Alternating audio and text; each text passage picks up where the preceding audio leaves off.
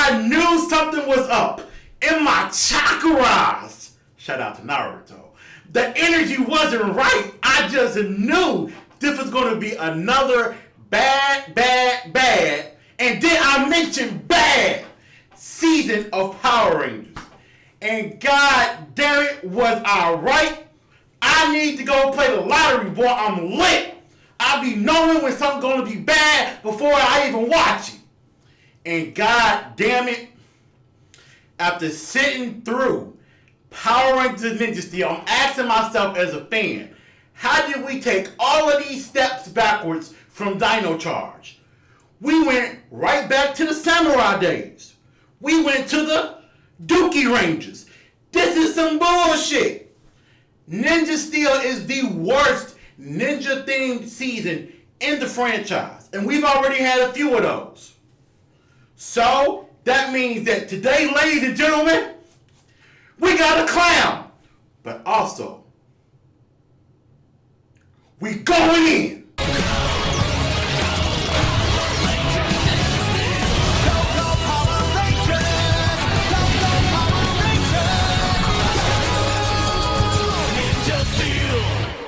Man, this is some bullshit. I don't know what else can be said about the Neo Saban era of Power Rangers. I've gone through every term in the dictionary that displays anger, frustration, hostility. I even went through a few pages of a fucking thesaurus. And I don't even know what a damn thesaurus does. But I went through it. Because this era of Power Rangers is awful collectively. It is just bad. It has been one hell of a ride we've all gone on ever since the late stages of summer. This is some bullshit. And y'all know what this video is getting ready to be. Y'all know today's getting ready to be one of them days. Here goes the convenient plot of Power Rangers Ninja Steel.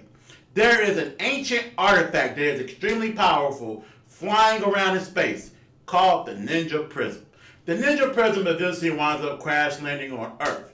But inside of the Prism are 5 legendary powered ninja stars, right? These are extremely powerful items. But there's a villain, a galaxy warrior named Galvanix that comes down to the planet Earth looking to take the Prism. In the process of taking it, he winds up wiping out the greatest ninja on Earth. Eventually, 10 years later, the Ninja Prism ends back up on Earth again. And this time, it selects 5 teenagers. Where have we heard that from before? To become Ninja Steel Power Rangers and defend the Earth. Okay, when you hear the whole concept of there being an ancient powerful item that has to be achieved and has other hidden abilities within them, you automatically think about Justice League 2017, Steppenwolf, and the entire mother boxes he was trying to obtain in that movie. Fucked up movie. And then we also have other elements of Lost Galaxy in there where they were trying to get the power coins that were inside of the Quasar Sabers. People that didn't expect to get power that ultimately came together by accident but wound up doing great things. And also, when you talk about the Ninja Stars looking like fucking toys, you automatically think Dino Charge because Bandai gotta sell them fucking toys, man. You know, they gotta move that merch. And we're now going to talk about the first episode and how it all began. Let's go! The first episode began with the Ninja Prism whipping through outer space and eventually crash landing on the planet Earth. Pause! Pause! Pause! Pause! Okay, this Ninja Prism just landed in the best place possible. The best place. On a farm with white people. It landed in the best place possible. That Ninja Prism avoided every black neighborhood, every Mexican neighborhood, every military base, It avoided Area 51. It landed in the best place possible. And when this Ninja Prism lands, the father, you know what? Watch this fucking clip. The Ninja Nexus Prism fell out of the sky, right into our backyard. Dad said it came to us for a reason.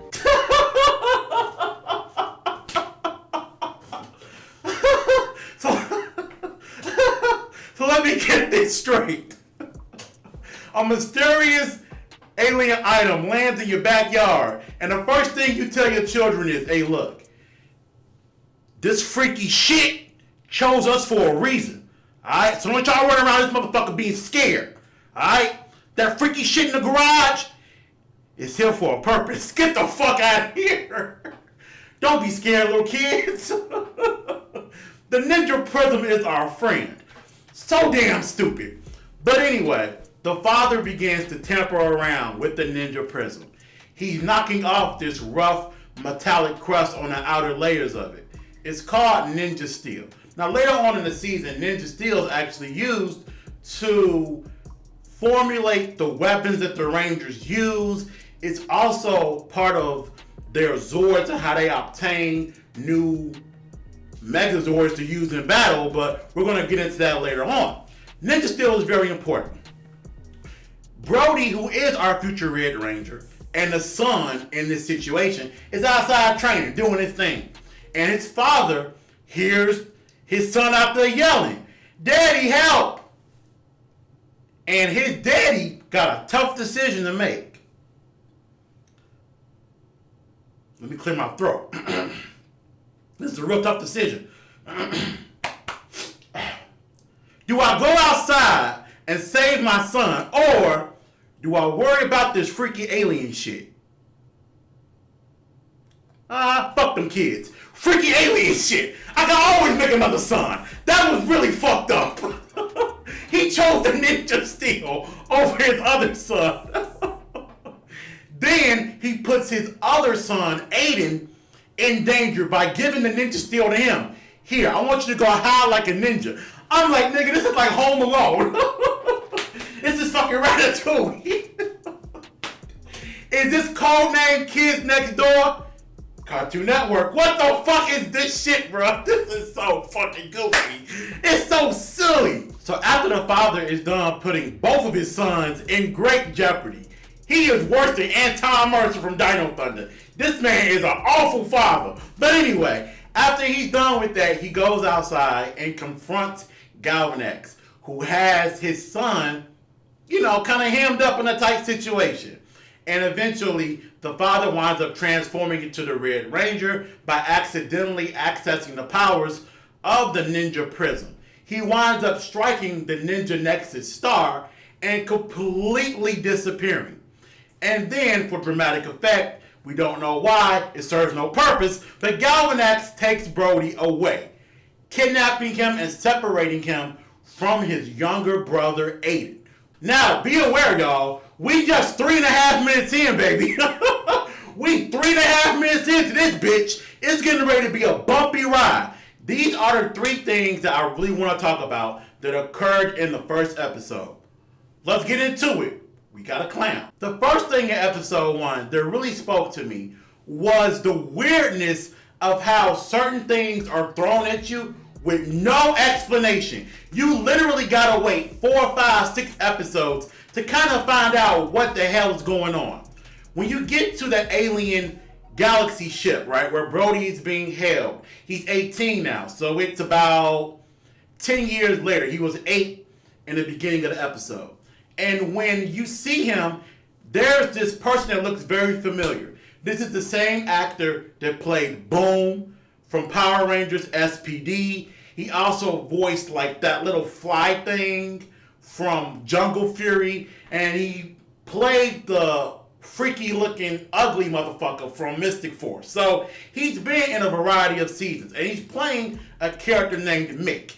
Now the character has excellent writing, right?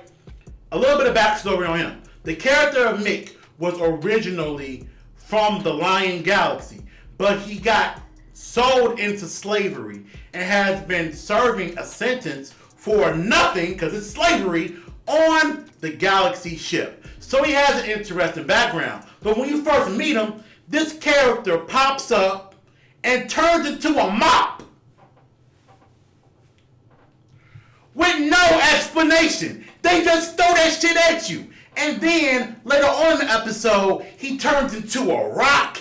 It's some weird, freaky shit that's going on. It made me look and say, okay, is he magical? Does he have superpowers? Is this just part of what his alien race does? It was so many questions I had about that. I didn't learn until about episode 4 that he's a fucking shapeshifter. Great.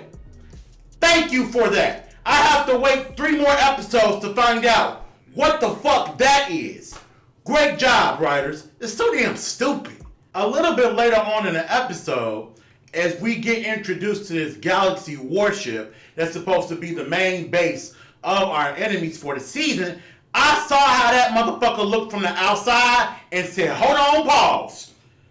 Okay, I know I'm not tripping. I know when I went to Netflix that I hit Power Rangers Ninja Steel, because this shit looks like Space Jam. Everybody get up, it's time to slam now. What the fuck is this? I thought I was gonna see the goddamn Monstars come out of that motherfucker. Why are the special effects on a show that came out in 2018 this fucking bad? That don't make no sense, bruh. The special effects shouldn't be this damn bad on a show that's not that old. That was off-putting. But my anger boiled a little bit more when we actually went inside of the spaceship, and I swear to God, if I'm lying, I'm dying. They used the same set from Dino Charge for the spaceship. The same fucking one. All they did was just shift some colors around and maybe film from a different angle. But it's the same fucking shit from Dino Charge. That is so lazy. Like, bruh, I know it's Saban, I know they love space. Oh, they love space. Especially after what Power Rangers in Space did in the 90s. They love them some fucking space. But damn, considering you did that for Megaforce, considering you did that again for Dino Charge, don't do it for Ninja Steel. Do something else. Lazy as fuck. Third, this thing was really boiling at me as we got towards the first end of the episode. Now y'all know, throughout the Neo Saban era of Power Rangers, they love to rush to motherfuckers being Rangers in suits. They rushing, they running for it. They don't care about anything else with plot. We want to get these actors in the suits as quickly as possible. Sell toys, move merchandise. A child's attention span may not be that deep. So we're going to rush the process of them being Rangers. And when they become Rangers towards the end of the first episode, 3 of our 6 Rangers, Sarah, Preston, and Brody, these 3 people have no relation to each other. They have no sort of chemistry with each other. It is just awkward as hell. I'm trying to remember. That thing crashed into our backyard, and my dad pulled a star out of it, just like we did. He turned into some sort of ninja superhero. The monsters called him Power Ranger. A Power Ranger? Follow exactly what I do, and we may just save our skins. Come on. Okay. I'm right behind you, I guess. There's no prior connection these people share. So them being in this moment means nothing to us. At least when you watch Ninja Storm, Tori, Shane, and Dustin had a close bond. There's nothing within this scene that's interesting for the audience to grab onto. At least Dino Thunder, they were all polar opposites. So there was a, this is some fuckery type vibe when you watch that. What is this? These people have, oh my Jesus, it is just fucking hurts my brain. It fucking hurts my brain. A new non-super season of Power Rangers means that we do gotta go through each individual Ranger and kind of give you guys a quick overall synopsis of these people and who they are. Did I fuck with them or did I not fuck with them? And y'all know the answer. I ain't fuck with too many of them. But anyway, let's talk about our Red Ranger, Brody. Now, Brody has the same issue that Troy had from Power Rangers Megaforce. And it's not acting. I believe William Shufelt, who plays Brody, is a decent actor. The problem ain't him. The problem is the writing team. The problem is the people behind him. First off, when we go through the background of Brody, we understand that at 8 years old, he was captured by Galvanix, right? Forced to work on an alien warship until he was 18, when he finally found a way to escape. Gets down to the planet Earth and now is in pursuit of finding out what happened to his brother Aiden. On an alien warship for 10 years. There is so many ways you can work that story. That's an interesting premise for a Red Ranger, but when he comes down to Earth, it's not handled well. You would think a character like that would be damaged, messed up, having a really rough time formulating relationships with people.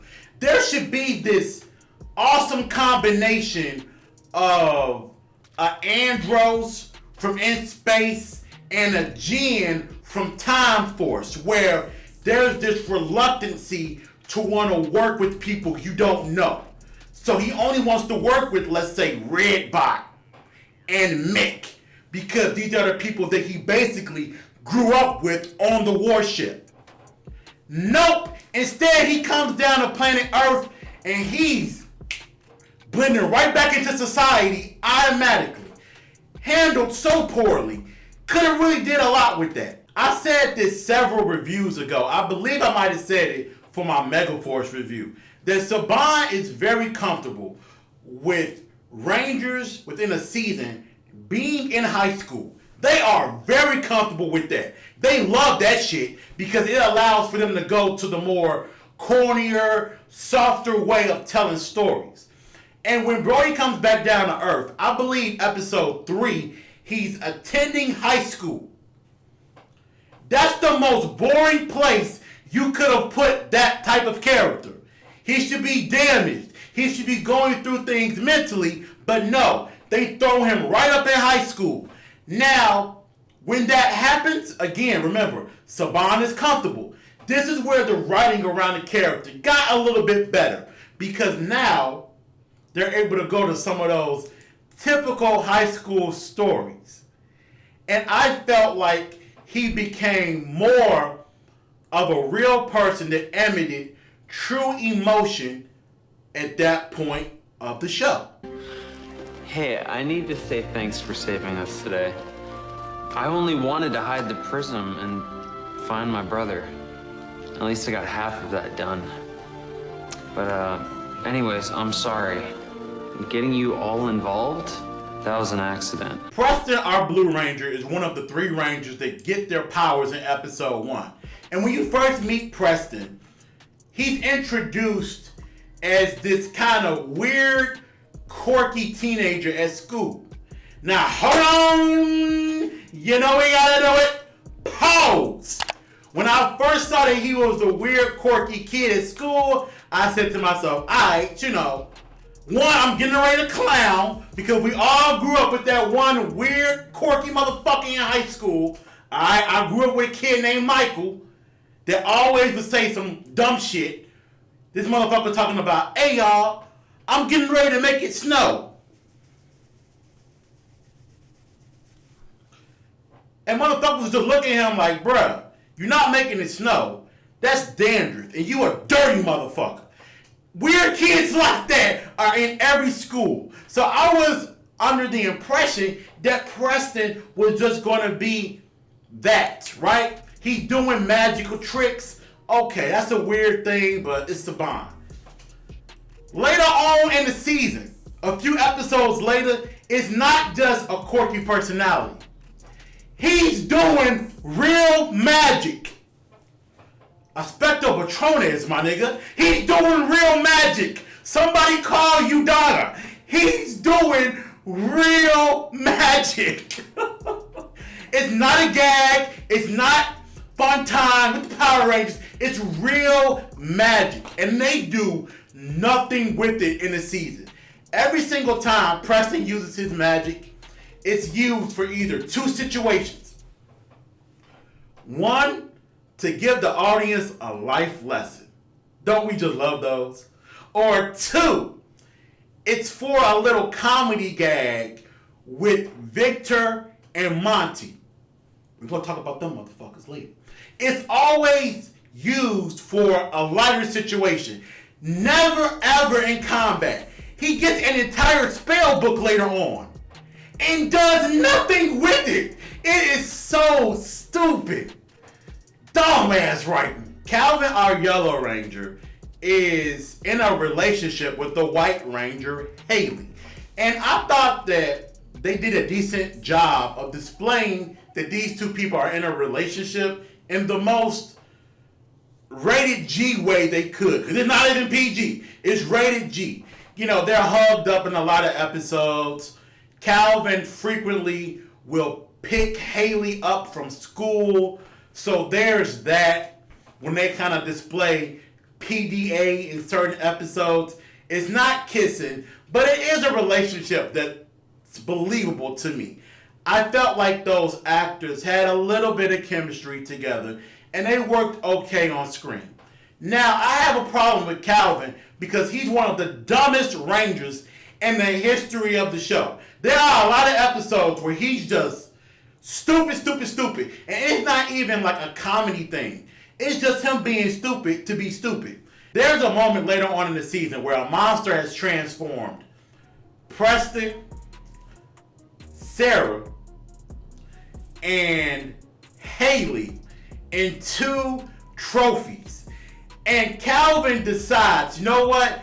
Instead of rescuing my friends that are trophies and taking them back to the base, I'm going to go race this other monster in a foot race, and then that monster is going to transform my friends back into regular humans. The dumbest shit ever. Calvin! Help us! What happened to you guys? You were here, so that monster joined Brody and Levi's relay team. When we lost to him, we all turned into trophies. I think you put Brody and Levi under a spell that made them crazy competitive. They're about to race that monster. Calvin, you have to stop them before they're turned to trophies too. The part I was waiting for. I just wanted to get to this part of the review so bad. And now we here, y'all. We're going to make this a little bit special. We're going to talk about Sarah the Pink Ranger, y'all. Hashtag Power Rangers After Dark. Damn. Fuck. The people gotta see me a little bit. Thank you. A little bit more. Alright, okay. We good now. Alright, y'all. So, Sarah the Pink Ranger. I pulled up on her IG, y'all. Instagram. Booty popping. Nigga, I was like... Definitely stuck a fart out your butt. Really? What's with the fart thing, though? It's like a bong hit. Y'all, she ain't got potential. She already reached it. It's here. The potential is here, y'all. And y'all know what that means. We have our newest addition. I want to give a big round of applause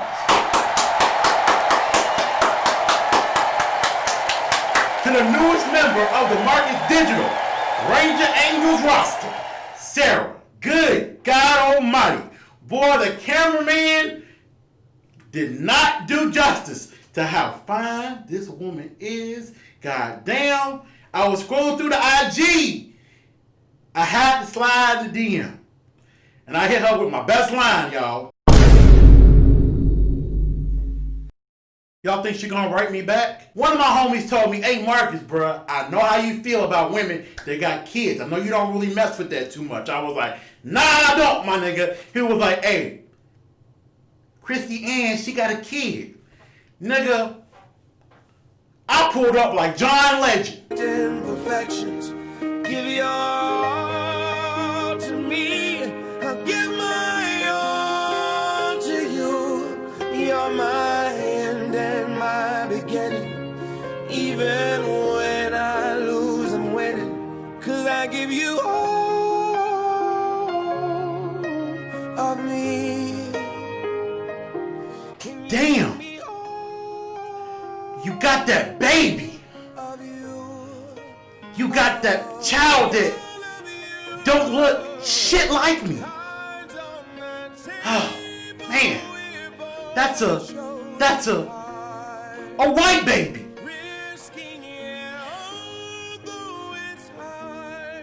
I'm gonna get kicked out of the gates of Wakanda after this. The newest addition to the Ranger Angels. Now, all jokes aside,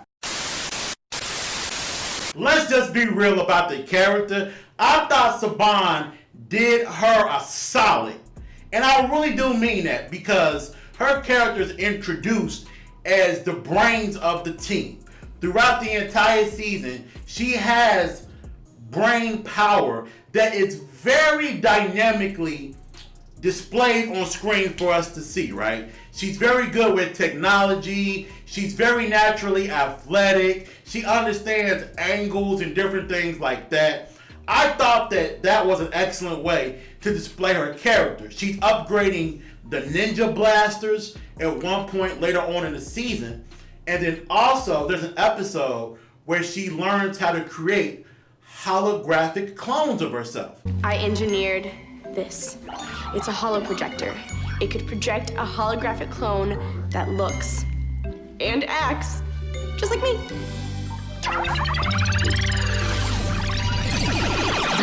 Wow.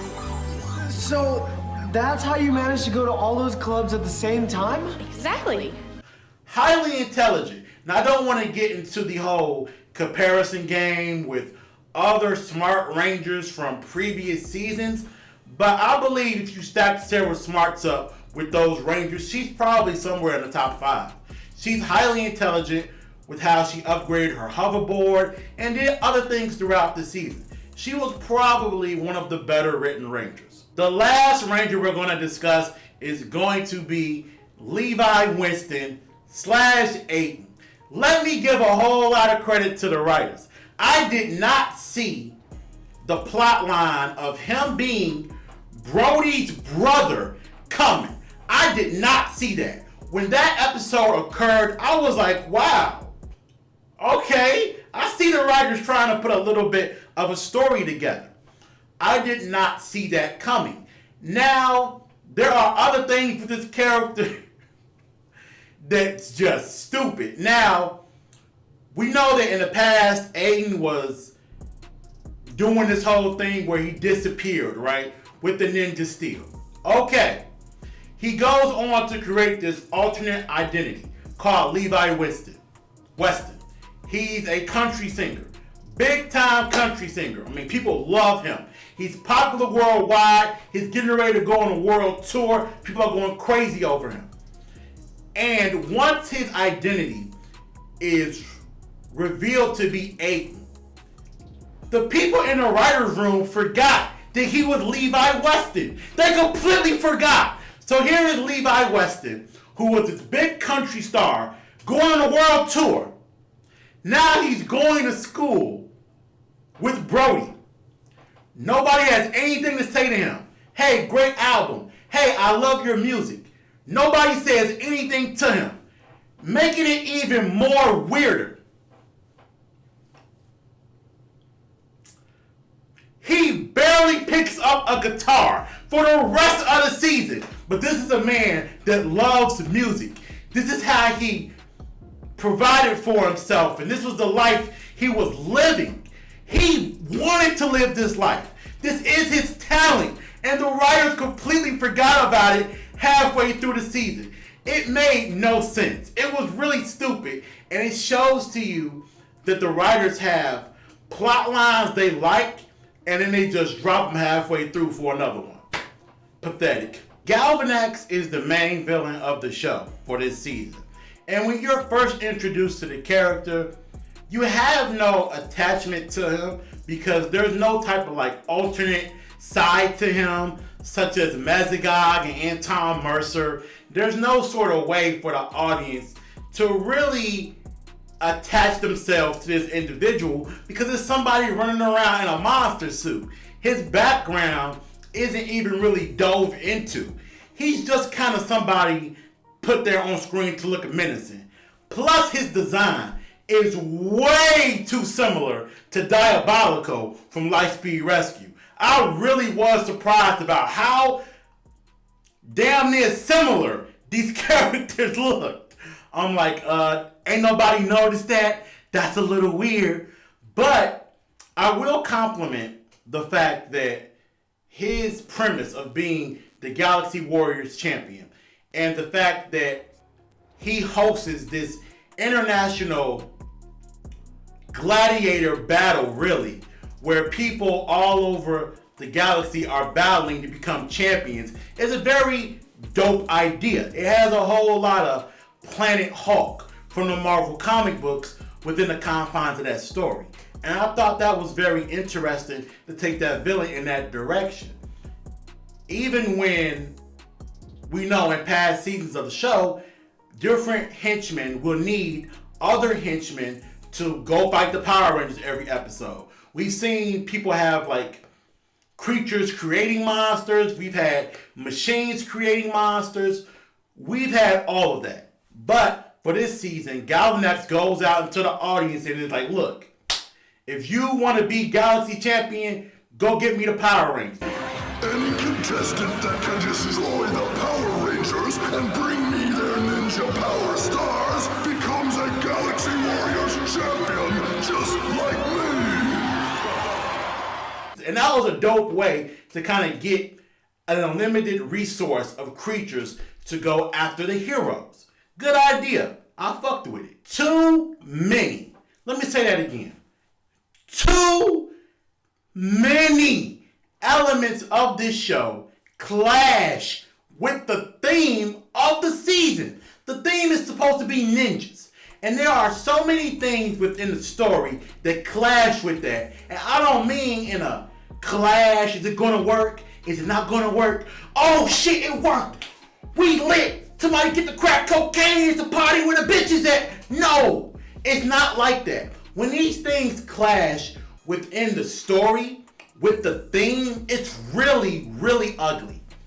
For example, we have this season and the Rangers are situated into high school.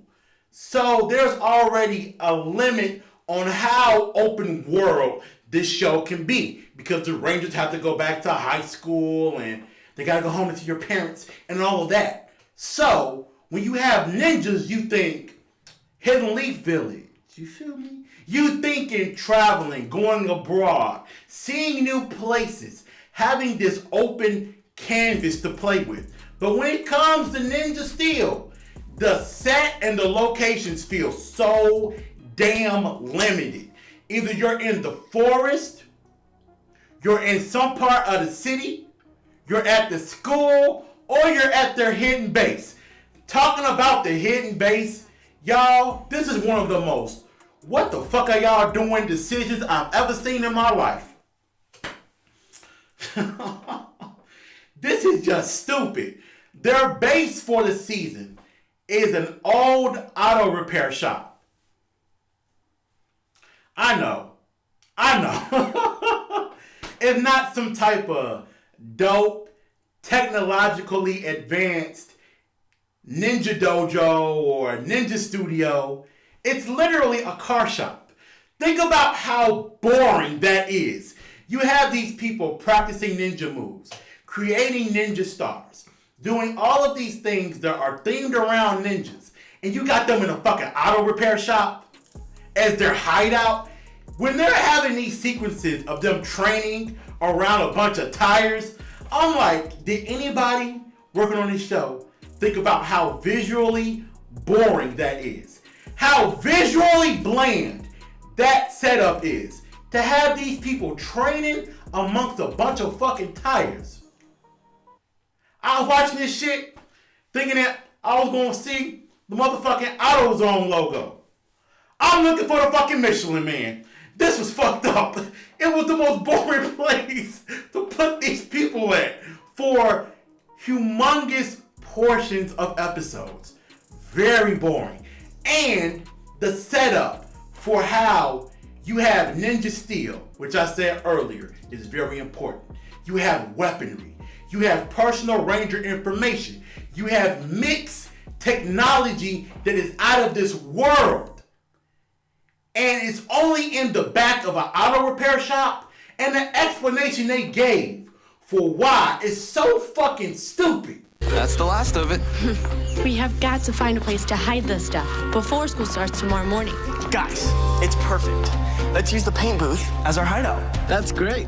But what happens when people want to, paint? They can. The spray system broke today. It's officially out of order. Yeah, and Principal Hastings made Mick our new shop teacher. So no one's going to question a thing. It's genius. You dumbass. You're a dumbass. Dumbass. Dumbass. Such a dumbass. You're an ass. There's a few things that Saban does with Power Rangers Ninja Steel that is both new and old. And when you see it, it's kind of hard to adjust to it. Now, they both concern the Zords for our season.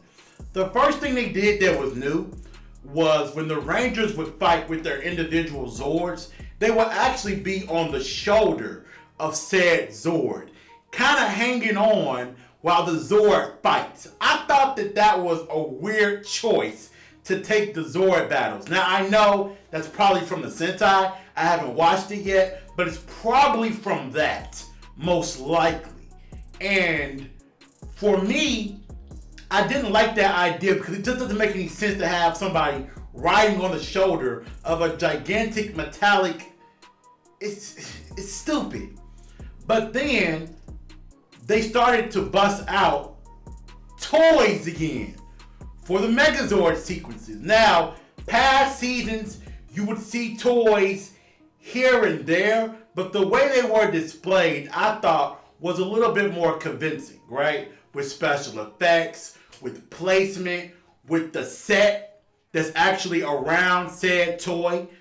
But when you get introduced to this character from the Lion Galaxy, and she has her Lion Zord, bruh, that thing looks like a motherfucker went to Toys R Us.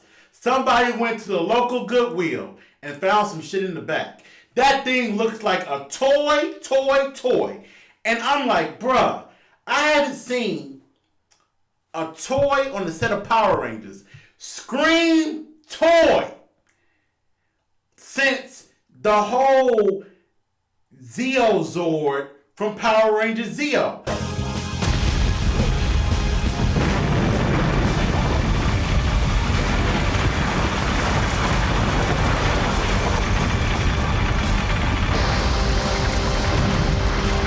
In that season, I was like, okay, that's a fucking toy. Y'all think y'all slick.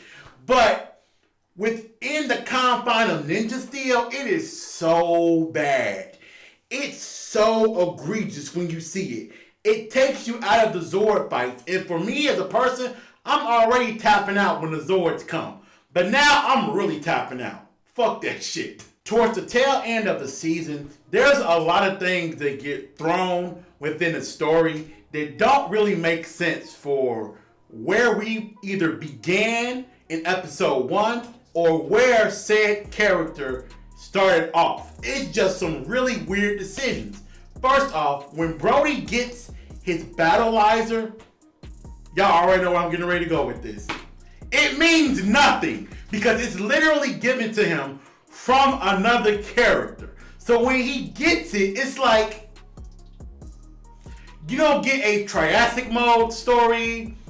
You don't get any type of satisfaction from him getting that power. It's just thrown on him all of a sudden because he got a new ninja star from Mick. Oh my Jesus. It really does make Ninja Storm even better as a season once you look at the fine details of the writing, especially with how Shane got his battleizer. Much better. Then when you get introduced to the princess or the queen from the Lion Galaxy and she comes down to Earth, she's supposed to come down to the planet to destroy the Rangers, take them on, and become Galaxy champion.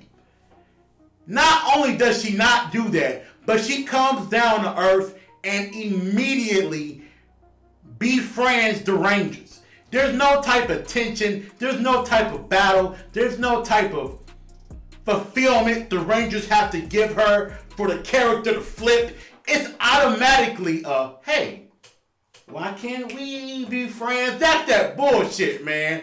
That's that Disney bullshit where we gotta make everything nice with Mickey Mouse ears and look kids, there goes Buzz Lightyear. It's fucking stupid.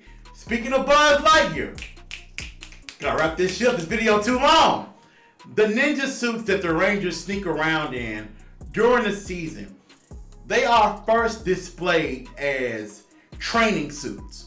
So I was like, okay, if you're fighting somebody and they're using elemental sword attacks, I can understand wanting to be in a special suit. But that's not what happened with the suits. The suits are used for sneaking, they're used in combat, they're rescuing people, they're training in the suits. The suits get no explanation for why they even fucking exist, where they came from, or nothing when we first see them in it. I know why they're there. It ain't got shit to do with the story. It got to do with them toys, baby. That's why they're in the suits. You think about Mighty Morphin Season 3, they had the Ninjetti costumes. You go back to Ninja Storm, they had their Academy uniforms. You gotta move that merch, man. At all fucking costs. So, Power Rangers Ninja Steel. What does it get? What does it deserve? Power Rangers Ninja Steel gets a mother freaking D-. Boy, that thing was inching towards that F. It was inching towards that F. Good old fucking mighty. Shout out to Aiden, okay? With the whole Broback Mountain look. You look super moist, player. But hey, we're gonna let you do you. I guess that's a normal thing in country music. I don't know. Shout out to Sarah. That's my baby. Now, Power Rangers Ninja Steel is a mess of the season.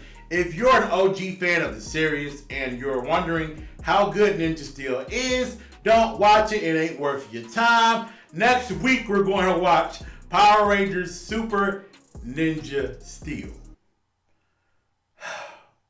That'll be the last review for the Neo Saban era. Clap it up!